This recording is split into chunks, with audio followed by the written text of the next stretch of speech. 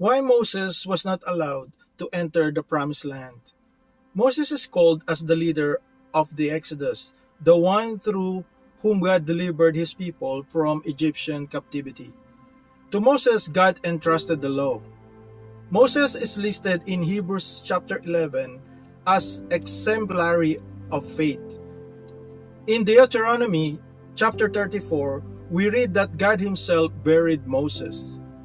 We are also told that since then, no prophet has risen in Israel like Moses, whom the Lord knew face to face. For no one has ever shown the mighty power or performed the awesome deeds that Moses did in the sight of all Israel. In Deuteronomy chapter 34, verses 10 and 12.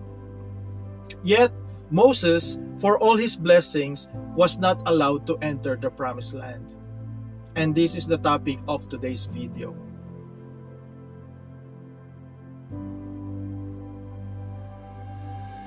In Deuteronomy chapter 32, verses 51 to 52, God gives the reason that Moses was not permitted to enter the promised land. This is because you broke faith with me in the presence of the Israelites at the waters of Meribah Kadesh in the desert of Sin, and because you did not uphold my holiness among the Israelites. Therefore, you will see the land only from a distance. You will not enter the land I am giving to the people of Israel.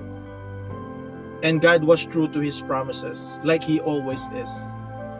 He showed Moses the promised land, but did not let him enter in. The incident at the waters of Meribah Kadesh is written in Numbers chapter 20.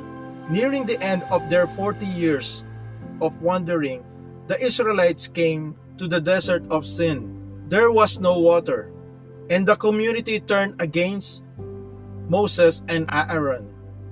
Moses and Aaron went to the tent of meeting and presented themselves before God. God told Moses and Aaron to gather the assembly and speak to the rock water would come from. Moses took the staff and gathered the men. Then, seemingly in anger, Moses said to them, "Listen, you rebels, must we bring the water out of this rock?" Then Moses struck the rock twice with his staff. Numbers chapter 20, verses 10 and 11. Water came from the rock, as God has promised.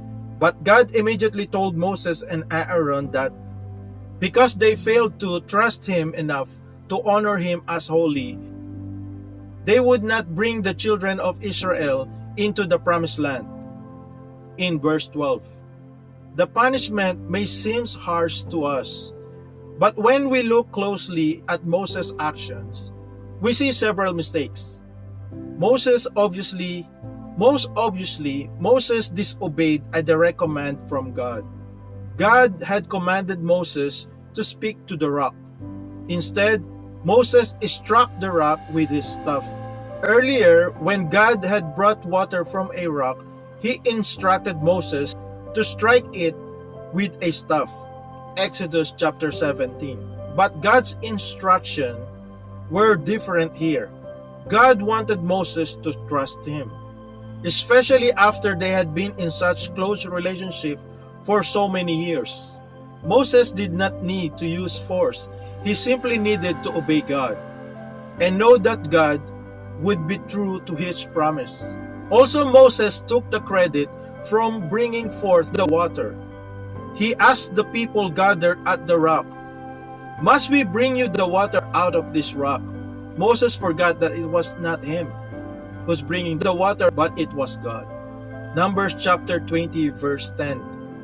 Moses seemed to be taking credit for the miracle himself and Aaron, instead of attributing it to God.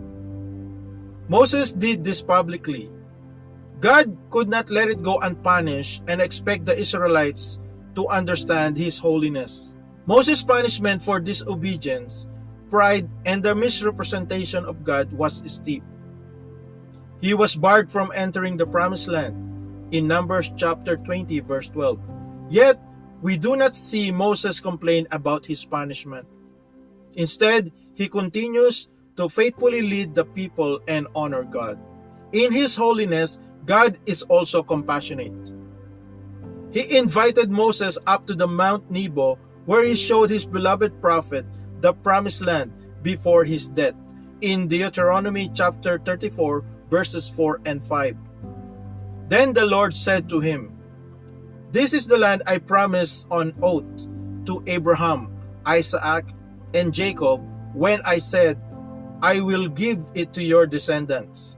I have let you see it with your eyes, but you will not cross over into it." And Moses, the servant of the Lord, died there in Moab, as the Lord had said. Moses' failure at the rock did not negate or break his relationship with God.